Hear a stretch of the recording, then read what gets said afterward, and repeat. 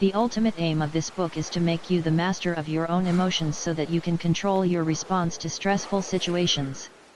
You decide when you are going to be focused and engaged and when you are going to be calm and restful. The objective is to be in flow when you are working, stressed when you need to be, and calm when you are relaxing in the evening. But many people reading this will have bought this book to try and combat severe anxiety and stress. In that case, you may have been recommended medications by your doctor. You may even have considered self-medication of some sort. Let's take a look at this and see whether it's a good idea or not. And now you'll see why an understanding of neurotransmitters is so useful. How we already manipulate our neurotransmitters. The first thing to recognize is that you already alter your neurotransmitters to some extent through what you eat and through your lifestyle. Everything you do will alter your mental state and your likelihood of being stressed and angry. Did you know, for instance, that your mood is very closely linked to your blood sugar level? When we eat lots of food, this causes an amino acid called tryptophan to enter the blood. That eventually reaches the brain and puts us in a good mood because the brain uses it to create serotonin. In turn, that serotonin can eventually becomes melatonin and gets us ready for bed. When we have low blood sugar though, this causes us to have a lower amount of serotonin. In turn, that makes us feel nervous and anxious, and we have an increase in cortisol. This makes us more likely to have a stress response. This is why people find themselves eating for stress.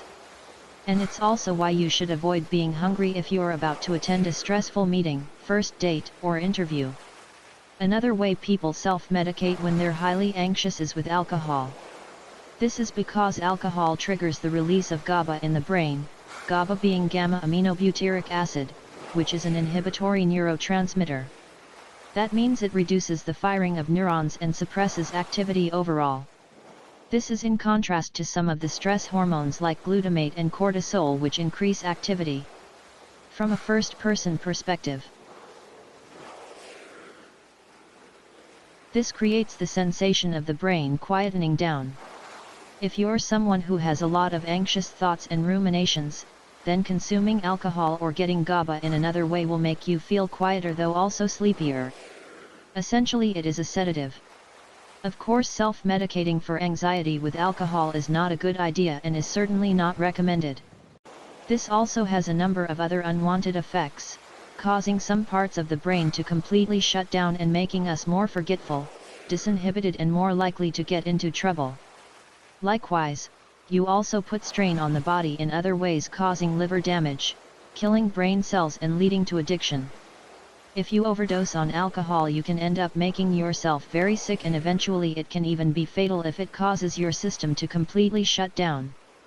Anxiolytics. The scary part is that this is also how anti-anxiety medication works.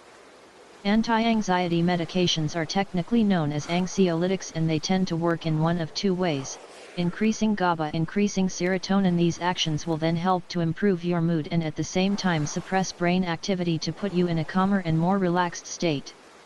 These can be used if you notice the symptoms of a panic attack, for instance, and should thereby help you to start feeling calmer, even if you do feel a little tireder.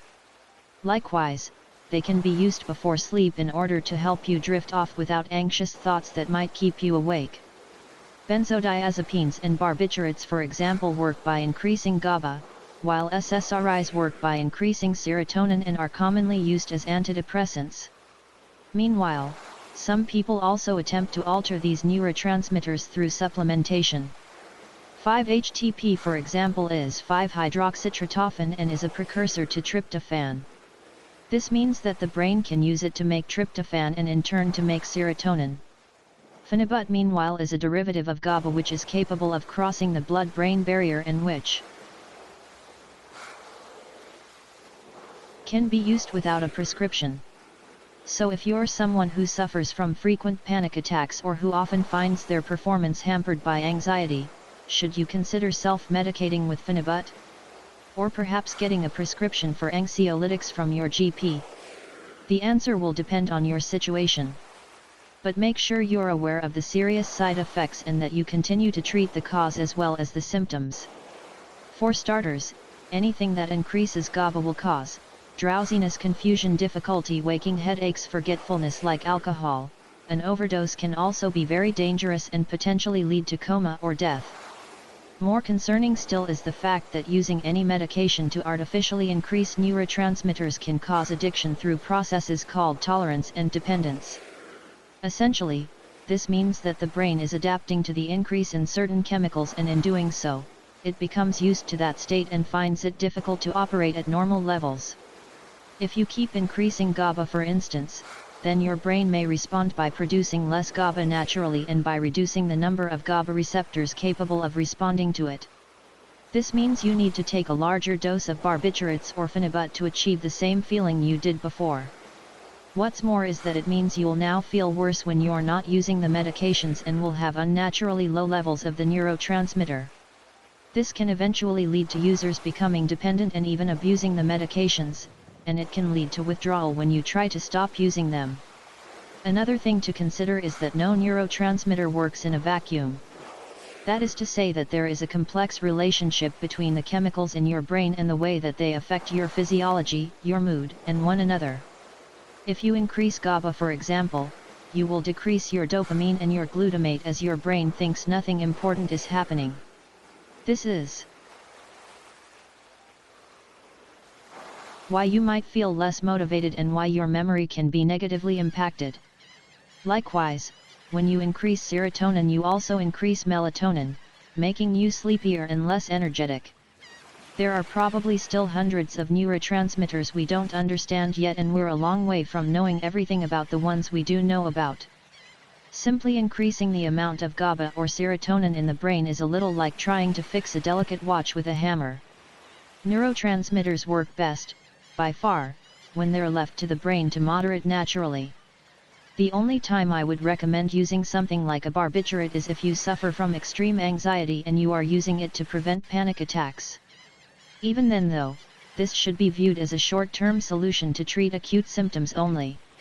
Meanwhile, the focus should be on using other forms of treatment, which we'll address in this book, to manage the root causes of the problem.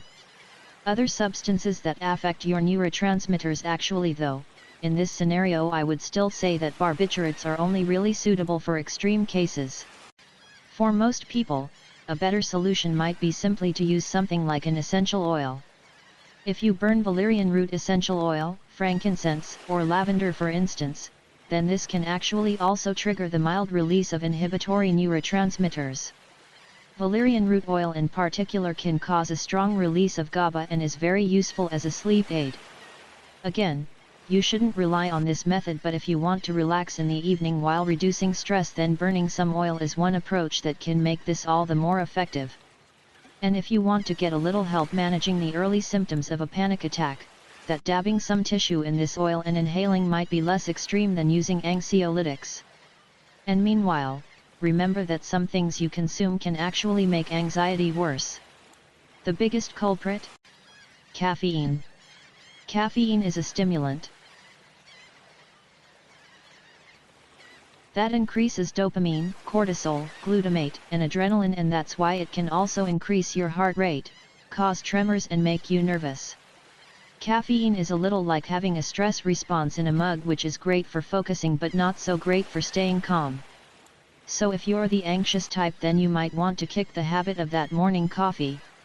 Oh, and nicotine is also a stimulant, so you may want to give up smoking too.